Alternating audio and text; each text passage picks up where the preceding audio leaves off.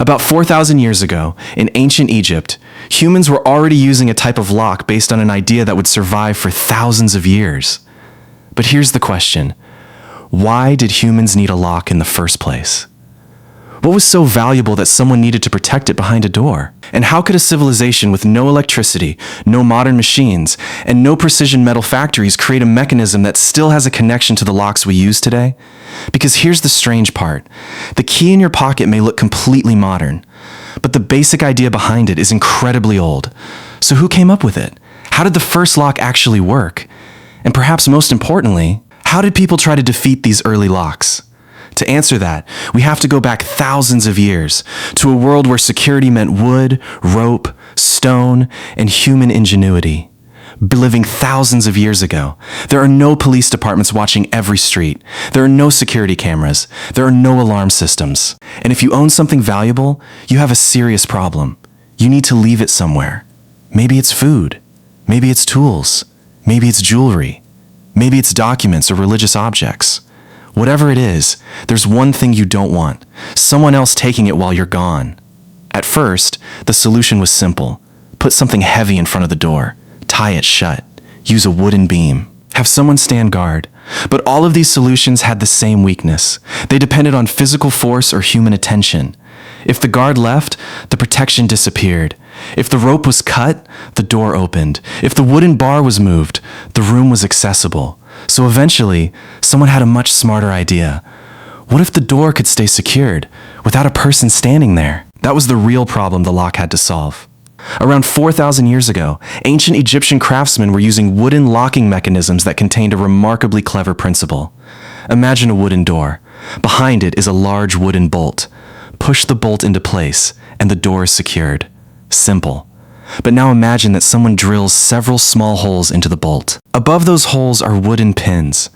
When the bolt moves into the locked position, the pins drop into those holes. And suddenly, the bolt can't move. The door is locked. But now comes the genius part. The person who built the lock needs a way to lift those pins. So they create a specially shaped wooden key. The key is inserted into the lock. Its projections push the pins upward. If the pins reach the correct position, the bolt can slide. The door opens. Remove the key. The pins fall back down. The bolt becomes trapped again. Locked. No electricity. No computer. No complicated machinery. Just wood, gravity, and geometry.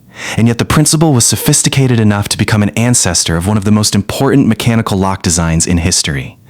Now stop and think about something. Why didn't ancient people simply use a wooden bar? Why invent a key? Because a bar only answers one question. Is the door physically blocked?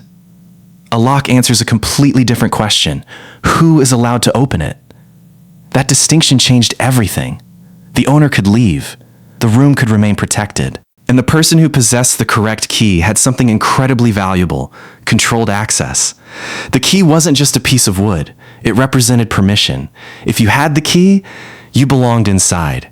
If you didn't, you stayed outside. And that idea would become deeply connected with ownership and authority for thousands of years. But there was another problem. What if someone copied your key?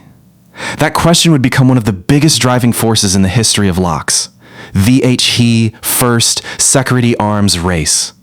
Once humans invented locks, they had accidentally created a new challenge. One person was trying to protect something. Another person might try to get inside. And suddenly, lockmaking became a competition. The lockmaker asked, "How can I make this harder to open?"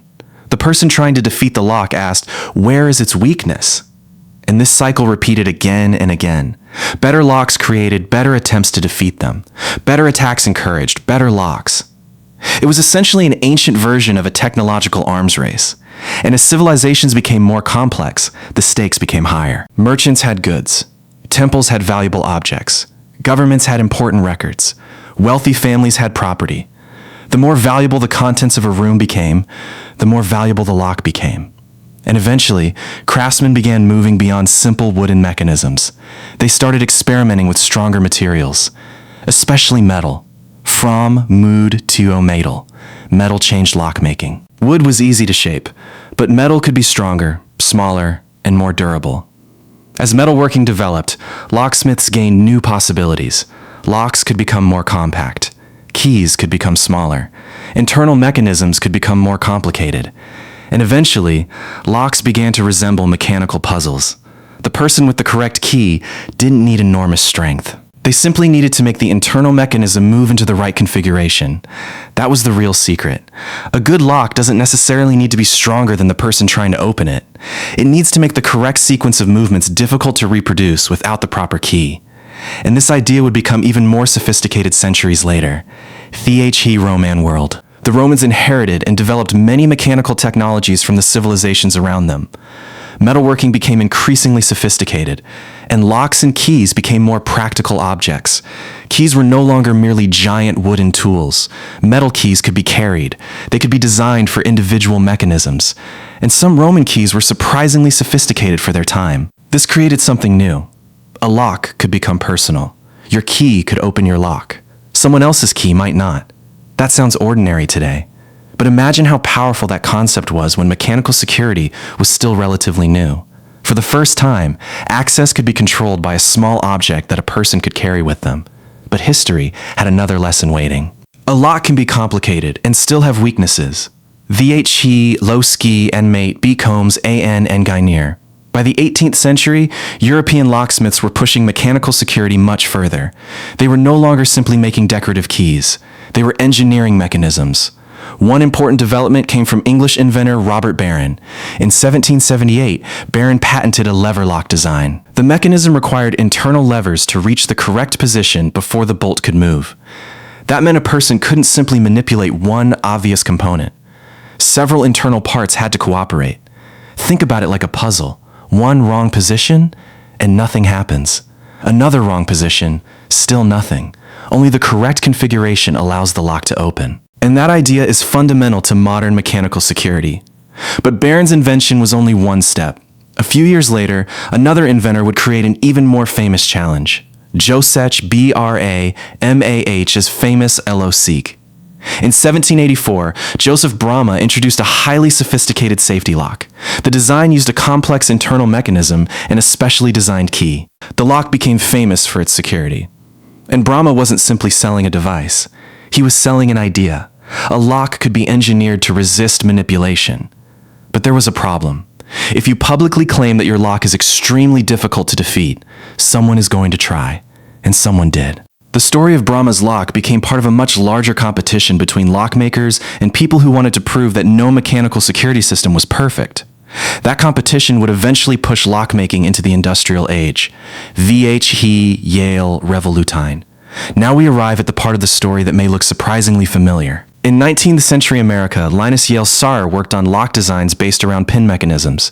His son, Linus Yale Jr., later refined the concept. And in 1865, Yale Jr. received a patent for a cylinder lock featuring 5 pin tumblers and a flat key. This was a major moment, because the design was compact.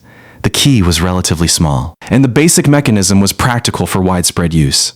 Here's how the principle works. Inside the cylinder are pins of different lengths. When the wrong key enters the lock, the pins remain in the wrong positions. The cylinder cannot rotate. But insert the correctly cut key, and the pins move into the correct alignment. Now the cylinder can rotate. The lock opens. This is why the little cuts on a modern key are so important. They're not random. They're designed to place the internal pins where they need to be. And here's the incredible part. The basic principle has a connection to the ancient Egyptian locking idea from thousands of years earlier. A4,000 year. Think about the journey. An ancient craftsman works with wood. They create a bolt. They add pins. They create a key. Thousands of years pass. Civilizations rise and fall. Metalworking improves. Locksmiths experiment. Inventors create new mechanisms. And eventually, someone takes a principle that resembles the ancient design and turns it into a compact industrial-era lock. That is what makes the history of the lock so fascinating. It wasn't invented once. It evolved. Generation after generation. Problem after problem. Improvement after improvement. And every improvement answered the same basic human need. How do I control access to something I want to protect? The modern LOC. Today, you can find pin-tumbler cylinders in countless modern mechanical locks.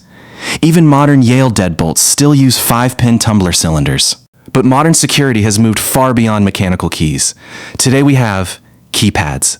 Key cards, smartphones, biometric systems, fingerprint recognition, electronic access control, smart locks connected to the internet. The technology has changed dramatically, but the basic question hasn't changed at all. Who gets access?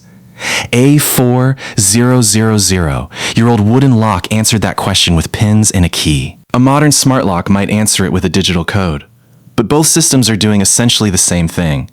They are separating authorized access from unauthorized access, the surprising lesson. And perhaps that's the biggest lesson in the entire history of the lock. The invention wasn't really about a piece of wood. It wasn't about metal. It wasn't about keys. It was about trust. Humans wanted to leave something behind and trust that it would still be there when they returned. They wanted a private space, a protected home, a secure business, a safe place for valuable things, and the lock became the physical expression of that trust. Every time you turn a key, you're using a technology built around the same fundamental idea. Some people should be allowed in, others shouldn't. Final PI off. So the next time you unlock your front door, take a second to look at the key. Those tiny cuts may seem ordinary, but they're part of a story that stretches back thousands of years. Before smartphones, before electricity, before modern factories, before computers. Ancient craftsmen were already solving a problem that still matters today. How do you protect something when nobody is watching? Their answer was simple, but brilliant. Build a mechanism that only the correct key can release. From a wooden lock in ancient Egypt, to the metal key in your pocket, to today's smart locks, the technology has changed. But the idea survived. Because humans have always had something worth protecting. And as long as we do, we'll probably keep inventing better ways to lock the door.